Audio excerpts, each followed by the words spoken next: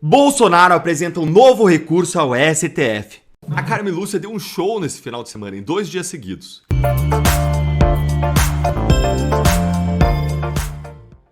Bolsonaro apresenta um novo recurso ao STF. O ex-presidente Bolsonaro finalmente apresentou os chamados embargos infringentes contra a condenação dele no STF. Como assim, Deltan? Mas o processo não acabou? Fica aqui comigo nesse nosso encontro com justiça que eu vou te explicar tudo sobre isso em 3 pontos. Primeiro, que recurso é esse que Bolsonaro apresentou, hein? Segundo, como que o presidente tenta anular a sentença. E terceiro, se ele tem chances de mudar o cenário no STF. Bem, gente, o ex-presidente Bolsonaro finalmente apresentou os embargos infringentes. Esse recurso é apresentado quando existe uma divergência no STF em um julgamento sobre a condenação de um réu. O que acontece é que o STF entende que é preciso de, no mínimo, 2 votos divergentes dentro de uma turma para que seja possível apresentar esse recurso de embargos infringentes. Só que o Bolsonaro só teve 1 voto divergente na primeira turma em que ele foi julgado. Vocês lembram disso? Foi o voto do Fux. Ah, Deltan, mas então é isso, acabou? Calma, fica comigo até o final desse vídeo que você vai entender. Vamos entrar então no segundo ponto. O que o Bolsonaro falou nesse recurso, hein? E vai deixando aí o seu like e vamos para esse ponto. O que foi que ele falou? O ex-presidente, ele disse que a condenação ela foi errada e que o voto do ministro Fux é que deveria prevalecer, justamente porque ele aponta ali uma série de violações, tanto ao Código Penal como ao Código de Processo Penal que aconteceram durante o julgamento. Os advogados, eles renovaram os argumentos que eles já tinham apresentado antes, como o de cerceamento de defesa, o de falta de acesso às provas da investigação, o de incompetência do STF e o de incompetência da primeira turma que julgou esse caso. Caso o recurso seja admitido, ou seja, caso os ministros digam que cabia sim esse recurso, mesmo só existindo uma divergência, e caso ainda esse julgamento, então, aconteça desse recurso no mérito do recurso, e se os ministros vierem a dar no mérito razão para Bolsonaro, o que acontece é que a condenação vai ser anulada. Então veja que 2 coisas têm que acontecer. Primeiro, tem que ser admitido o recurso. E tem essa discussão sobre a existência aí de apenas uma divergência que aconteceu no julgamento da primeira turma. Se for admitido o recurso, aí o Supremo vai analisar o mérito.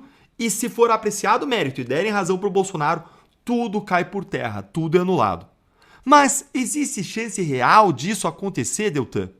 Bem, a questão é que o ministro Alexandre de Moraes ele já certificou o trânsito em julgado do processo, ou seja, que o processo se encerrou. Então, em tese, não caberia mais um novo recurso.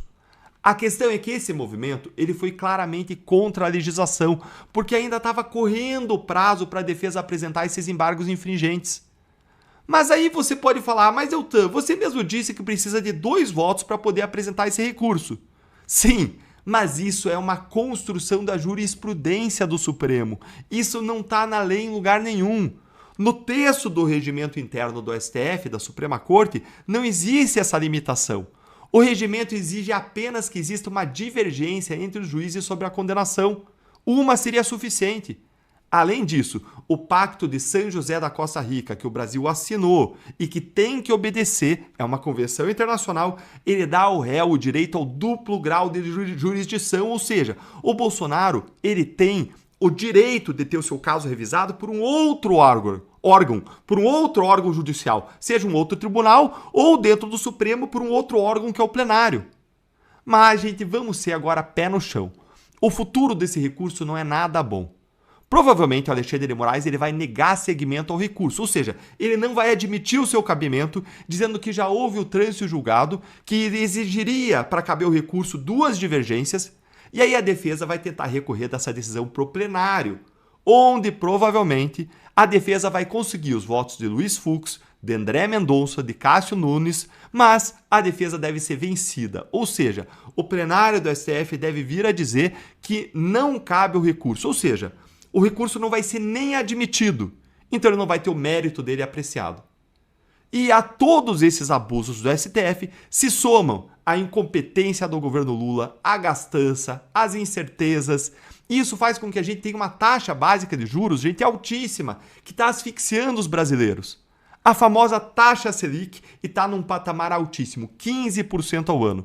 Isso torna cada vez mais caro e mais difícil para você conseguir um empréstimo, um financiamento, para você construir a sua vida, investir na sua empresa, comprar o carro, a casa própria dos seus sonhos. E a tendência é que esses juros continuem altos por um bom tempo, com todas as incertezas em que nós vivemos. E o que fazer numa situação dessa? Com um consórcio, você não precisa parar a sua vida até os juros caírem. Um consórcio é a alternativa mais inteligente para quem não quer pagar juros, nem IOF, nem entrada para fazer investimentos no próprio futuro. Com o consórcio, você pode atingir seus objetivos com parcelas baixas que cabem aí no seu bolso, no seu orçamento mensal, planejadamente, pagando apenas aquilo que você planejou, sem taxas escondidas, com vantagens que os financiamentos comuns não têm. Por isso, eu te convido para conhecer o Time Lion, que é patrocinador do canal e é o maior representante do consórcio Servopa do Brasil. Consórcio esse que existe desde 1966, super sólido.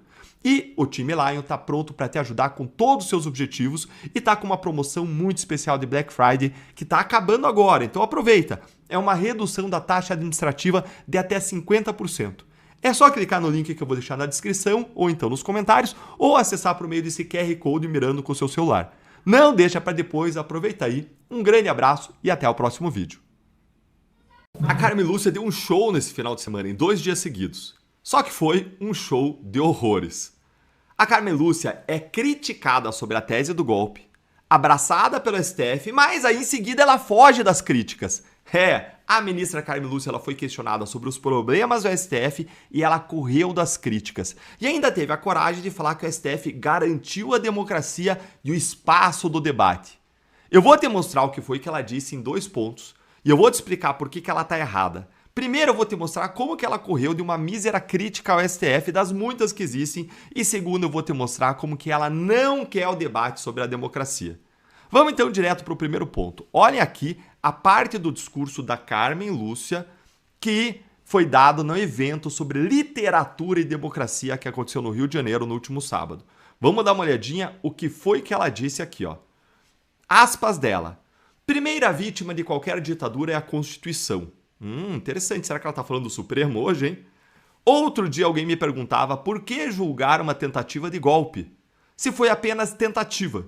Meu filho, se tivessem dado golpe, eu não estava na prisão. Não poderia nem estar aqui julgando.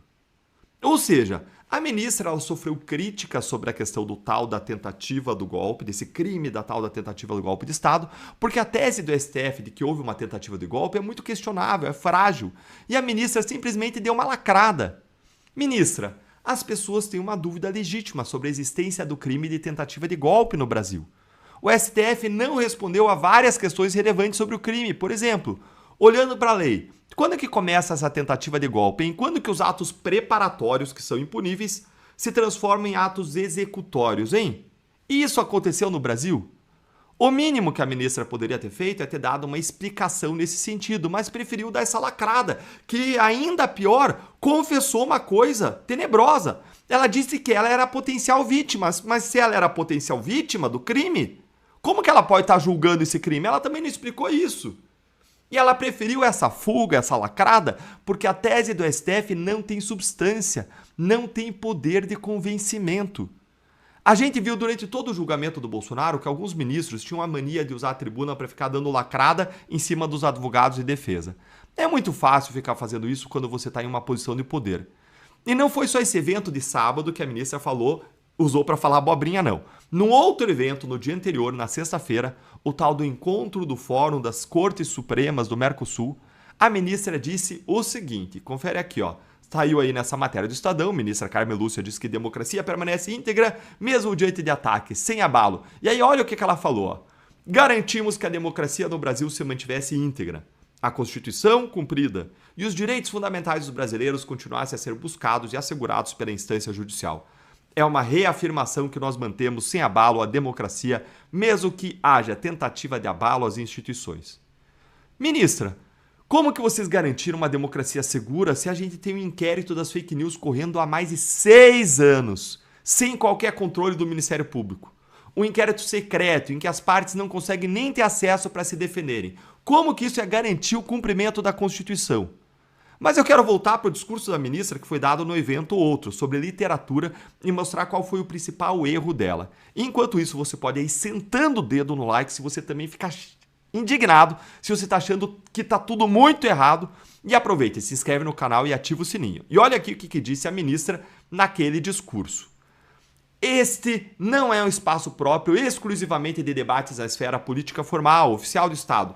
Aqui é um espaço que permite que a sociedade se reúna, debata e reflita. Que coisa bonita, hein, esse Brasil, hein? Tá todo mundo podendo debater, refletir, se reunir até em vigília de oração, por que não? Se reunir, direito de reunião assegurado.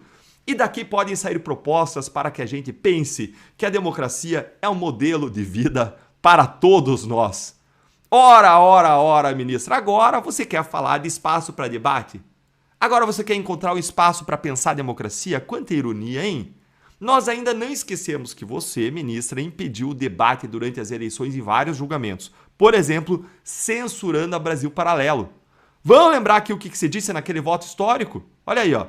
Este é um caso específico em que estamos na iminência de ter o segundo turno das eleições. A proposta, a inibição da saída desse documentário da Brasil Paralelo é até o dia 31 de outubro, exatamente um dia subsequente ao do segundo turno, para que não haja o comprometimento da lisura, da rigidez, da segurança do processo eleitoral e dos direitos do eleitor. Vocês viram aí? No Brasil é proibida a censura prévia, mas o TSE não sabia do conteúdo do documentário e ainda assim censurou, ou seja, fez censura prévia e pior, no período em que o debate é mais importante, que é o período das eleições, sem que tenha prova ou tivesse prova de nada de errado no documentário. Nem depois que saiu, não tinha nada de errado. Nada de errado. E o que ela fez foi exatamente o contrário, comprometer a lisura, a rigidez, a segurança do processo eleitoral e os direitos do eleitor. Censura, então, só até o dia 31 de outubro, né, ministra? Isso sim impede o debate no espaço legítimo, que é o das eleições. E depois tiranos, ou pequenos tiranos, como disse a ministra, são os 213 milhões de brasileiros. Somos nós, não é? Com todo o respeito pelas instituições, pela Constituição e pelas leis, depois disso, então, por favor, não venha agora discursar em evento de literatura sobre a preservação do debate e da democracia, se você há pouco tempo atrás mandou censurar um documentário sobre democracia. Isso me lembra uma música da banda Extreme, que se chama More Than Words. A senhora precisa mostrar o seu amor pela democracia com mais do que palavras, com decisões. Você acabou de assistir a um comentário que eu fiz em um programa da Gazeta do Povo, o jornal que tem no sangue os princípios cristãos conservadores que você e eu compartilhamos. Um jornal que defende a verdade e a justiça. Não esqueça de assistir ao programa na íntegra e você consegue fazer isso pelo link da descrição e também não deixe de assinar a Gazeta do Povo. Acesse agora gazetadopovo.com.br/Deltan e você também pode usar o QR Code que aparece aqui na tela ou então clicar no link da descrição do vídeo. Eu vou repetir, gazetadopovo.com.br/Deltan. Assine e ajude a Gazeta a continuar trazendo jornalismo corajoso e comprometido com a verdade, a justiça e a liberdade. Nós nos vemos lá.